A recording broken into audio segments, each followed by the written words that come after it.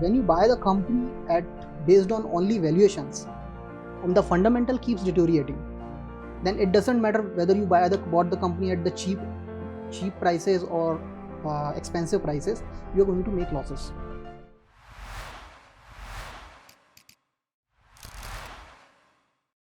Hello and welcome to Paisa Bolta है। मैं हूं आपकी होस्ट मृदांजलि रावल। आज इस एपिसोड में हम बात करेंगे मल्टी बैगर स्टॉक्स की। हमारे साथ आज हैं stock market expert Nikhil Gangil. Hi Nikhil, how are you doing today? I'm great. Stocks in a country like India are considered taboo, right? So how did an ITN like you find yourself drawn to the stock market? So I would like to differ on the taboo part here. It's not taboo, it's more of a convenience based word that people use. I have seen a lot of people who say that market is satta bazaar or jua and all that, and they come, and when the market is at bull cycle, they come to us and they ask for advice. So it's definitely not a taboo, it's a perception that people have created. And also there are basically, you can see there are two Indias, and you can see that in any sector, not just in stock market, in fashion, in market, in business, in jobs. And what the 1% of India is doing, the 99% of India does it after, let's say, 5 years or 10 years. So we have to look at the big opportunity. If you want to do something bigger, you have to be in that 1%.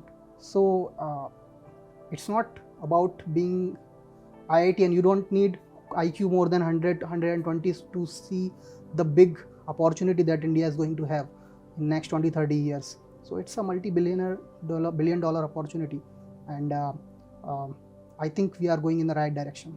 Okay, that sounds lovely. So what are the biggest challenges you faced in the early days of serious investing and trading? So as you know that I am from engineering background. I did my civil engineering from Indore, IIT DAVV, and then I did my MTech from IIT Madras in offshore structural engineering. So I didn't have a background of MBA, CA, CFA people have. I also didn't have seniors who can guide me in the stock market. So I had to do it all alone for the first 5 to 7 years. So I think that was the biggest challenge. Fortunately, one of my senior, he was in market for 10-15 years, and after having a lot of loss in the market, I went to him and he gave me those books which I could read and understood about the market. So that was the biggest challenge. One more bigger challenge was, as you said, it is considered taboo. I come from a very small town in India, Gohad in Madhya Pradesh. People say, as you said, it's taboo, it's satta and all that. So I had to convince first myself that I want to do this, and since I want to do this, I have to do it the right way.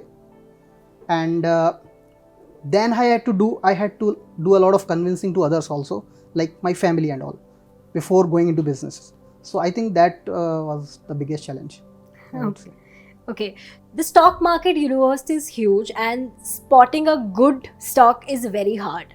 So in simple terms, if you can explain the process you follow to spot multi-baggers. See, if you look at the market participants, they always say ki buy low, sell high. But how low is low? Right. How high is high? So basically nobody tells you that. You have to figure those things out by yourself. And so our process is that we figured out, it took me 2-3 years to figure out only that how low is actually low. Right. So we gave it a name, the minimum intrinsic value and maximum intrinsic value. So minimum intrinsic value, in the simple terms, if I have to tell you, it's the minimum possible value of the company according to its fundamentals. Cash, reserves, profits, sales, according to them, the minimum possible value of a stock is called minimum intrinsic value, and the maximum possible value is maximum intrinsic value. So we like to buy it at minimum intrinsic value and exit at maximum intrinsic value. That's our in-house formula. And how we like to pick stocks, it would be little technical.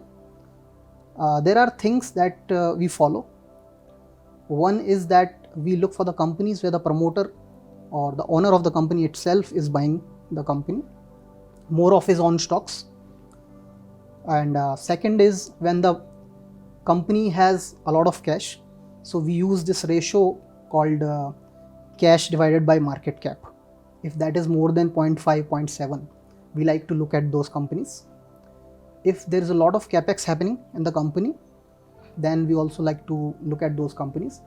And fourth is we have a screener basically that we have made for ourselves, where we rank the companies based on sales growth, ROCE and P by B ratios.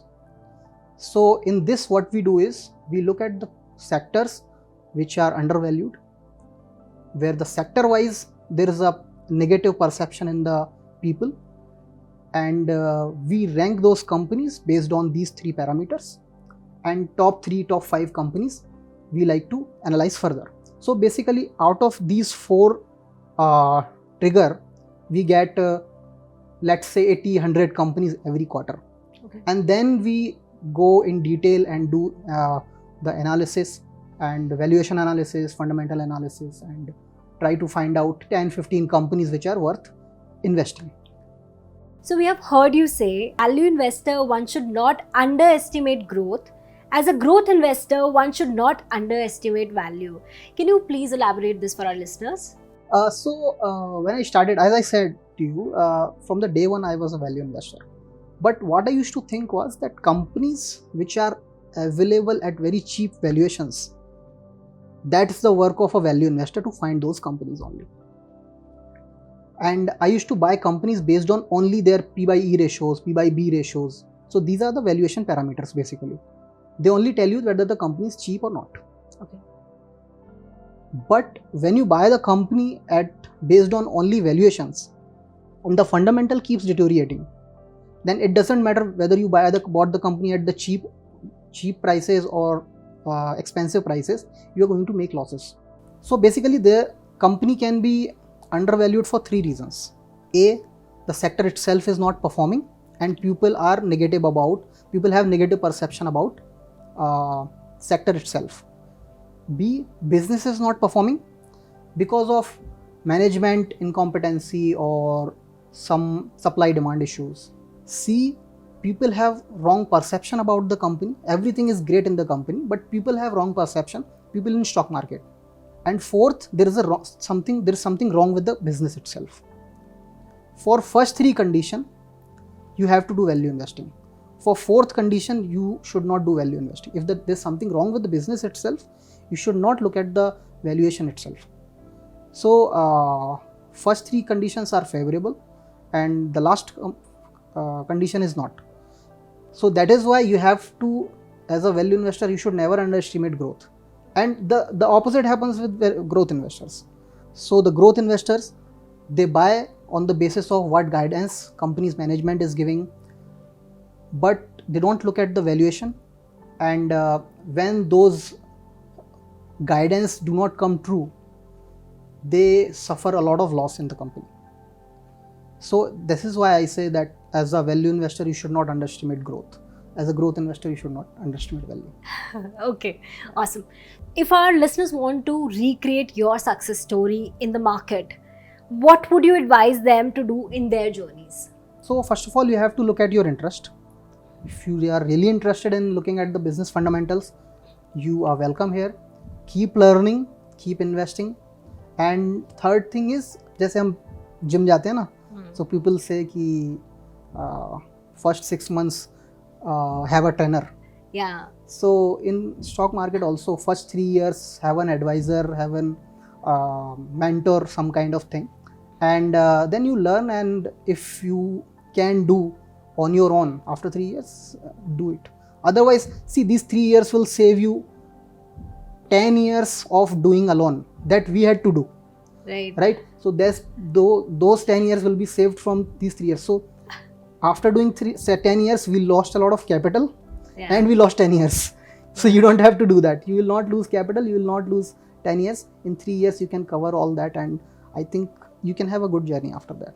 So like how Nikhil gave a brilliant example of trainer, Stockgrow will act like your trainer. So download app now. We'll move to the next most interesting segment.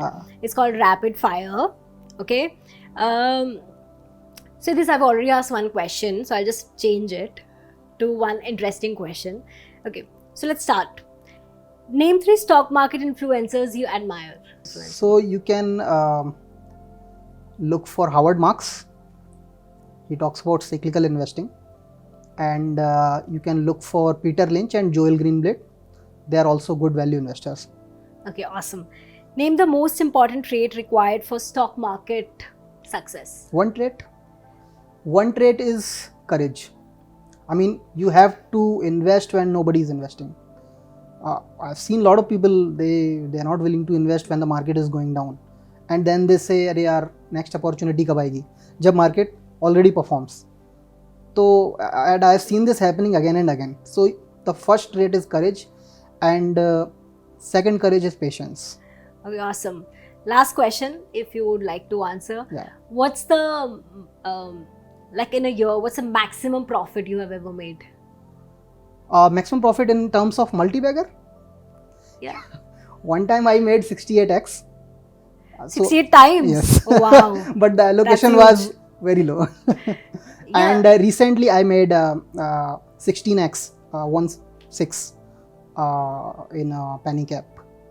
And apart from that, from our strategy, we have made 6x and 6x, 5x in 5 to 7 companies. Okay, awesome. So I'm assuming these will be like big capital, like a huge capital amount on which you are saying 6x and 16x. Yes, 2-3% allocation of the basically portfolio. Thank you so much, Nikhil, for joining us today. My friends, there is no shortcut to success. Long-term investment it is. We'll be back with many more episodes of Paisa Bolta Hai. Till then, stay tuned.